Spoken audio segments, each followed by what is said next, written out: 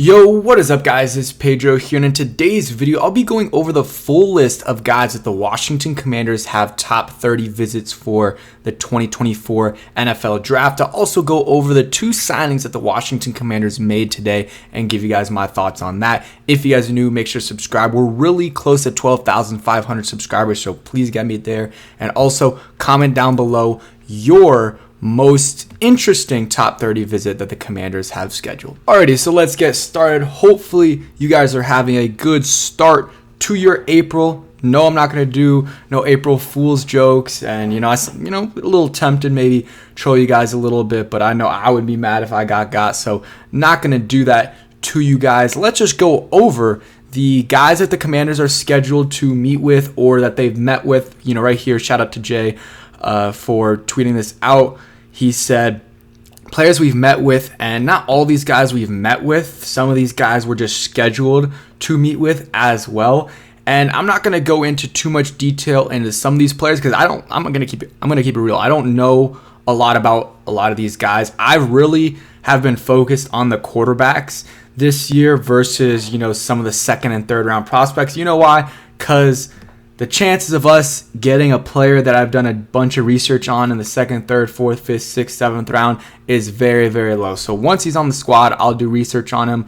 But until then, it's not too necessary. Maybe in the second or third round, I'll start to do some more research on those guys. But let's go over the guys that we've met with or we're scheduled to meet with. Kieran Megdaji, probably mispronouncing that, butchering that. Jonathan Brooks, Brandon Coleman, Jaden Daniels, Jaden Hicks, Javonte Jean-Baptiste, Drake May, JJ McCarthy, Jordan Morgan, Bo Nix, Darius Robinson, Trevin Wallace, Jatavion Sanders, Elijah Jones, Roman Wilson, Caleb Williams, Brian Thomas, Bucky Irvin, Michael Penix, Marshawn Lloyd, Josh Cephas, Kevin Slovis. Is he at Kentucky? I'm not completely sure, but I know he was at USC, and then I think he transferred once Caleb got there. Malik Washington, and then Western Michigan defensive end Marshawn Nealon. So biggest takeaway, they're meeting with all the top quarterbacks. Jaden Daniels, Drake May, and Caleb Williams are all going to be, those are going to be the first three quarterbacks taken, in my opinion. You got JJ McCarthy in the mix too. You got Bo Nix, and you got Michael Penix, who they're meeting with. So they're meeting with all the top quarterbacks. They're doing their due diligence. They're seeing, how they compare to each other, stuff like that. And I think they know who they're going to take. But again, they need to do all their due diligence, and meeting with all these quarterbacks is a huge, huge deal.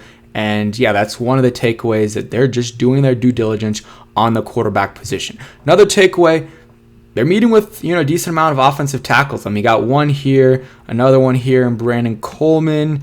You got Jordan Morgan, and then let's see, any others. Yeah, you got a few there. And I'm wondering if, I think it's Patrick Paul, Chris Paul's younger brother, is coming out. They probably can get some information they want. Some information out of Chris Paul. It might be very biased information, but they could get some information out of him. It's his brother, so maybe they don't want to meet with him. They can probably get the information they need to get out of Chris Paul. But that would be a guy in play on day two. I think he's a day two kind of guy for the Commanders. His tackle class is very deep, so I'm whatever you do, take a tackle in the second round. Does it have to be your first, second round pick? No. If there's a guy at another position that's just super, super talented and he fell a little bit, but you really like him, go ahead and take him. But with that second pick, take a tackle. I just really think we need to revamp this offensive line. And we have a little bit in the offseason getting Tyler Biadasz and Nick Allegretti, but they still need to bring in some other guys as well. They're met with, only one tight end, and that is Jatavion Sanders, guy out of Texas. Big play threat. Yak Merchant will probably be drafted. He's going to be drafted on day two. I would be surprised if he isn't. Late, I would say probably mid to late second to early third is my guess on him. Tight ends aren't, very valuable, and Brock Bowers is going to go on the first, and, Jatavion is probably going to be the second. Maybe third tight end. You never know with some of these tight ends. Forgot what that tight end out of Washington was that one year. The Thaddeus Moss year. We all thought Thaddeus was going to get drafted in the fourth round, fifth round, or some people even thought third, and he went undrafted, and then tight end out of Washington.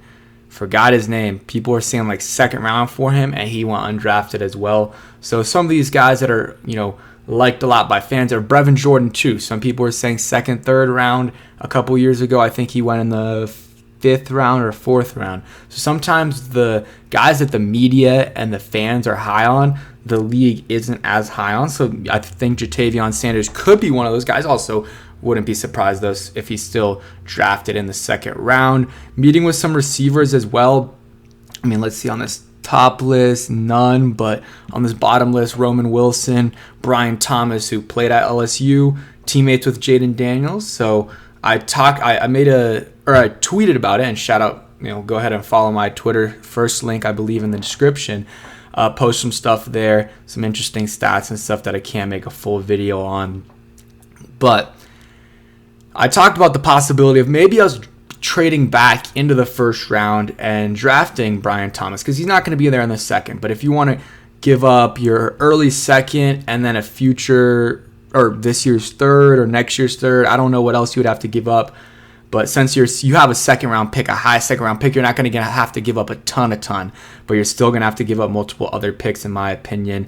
And maybe you can get Brian Thomas, but I'm not saying we should do that because we do have other big needs, but it is a possibility with all the picks that we do have. And again, a couple other receivers as well, Josh Cephas, and then you got Roman Wilson as well, and Malik Washington. So got some receivers there, quarterback Kevin Slovis.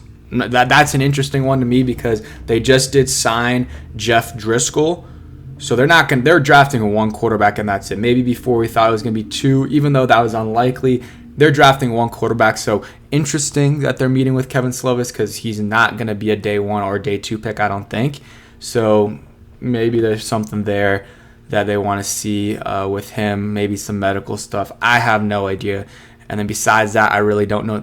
Cornerback, they met with one cornerback, some defensive ends, defensive tackles. That's kind of it right there. Let's move on to the players. And, I forgot to talk about this, but Penix will have top 30 visit with the Commanders in the next, before the draft. He hasn't had it yet. Let's see. Okay. And he worked out with the Vikings. Here's some other teams that he worked out with, or he's going to have a top 30 visit with. Commanders sign running back Jeremy McNichols. Not going to spend a lot of time on both of these signings because they're not big deals. And exactly what they said here, more depth in the backfield. They got to get that roster close to 90. And with the draft picks, obviously, that's like -8, -9. So like 82, 81, depending on what they do. But really even less than that, depending on undrafted free agents. Because you're supposed to have around 90, players on the roster going into the offseason, like OTAs and stuff like that. So they're going to try to get to that. He's a guy, might have a chance to make the roster. But, you got Brian Robinson, you got Austin Eckler. Those guys are for sure making it. And then Chris Rodriguez is going to be competing, and then Jeremy McNichols as well. I would prefer keeping Chris Rodriguez, but Jeremy McNichols has been a running back in this league for a while. He's a vet, and let's look at it.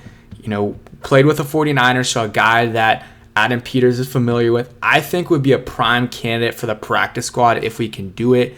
Drafted in the 5th round in 2017. By the 49ers, reunited with them in 2023, and then his best years were in Tennessee. I do remember him a little bit. He was a solid pass catching back. 2021 had 240 receiving yards and a touchdown, and let's see, and he had 156, 200 rushing yards, not a lot. So he's probably a special teams guy, practice squad, and I really don't think he'll make the roster. Just because we might even draft another running back. I think we should draft another running back. You should always draft some late round running backs. You never know how good they're going to be. Quarterback Jeff Driscoll, believe he played with the Lions.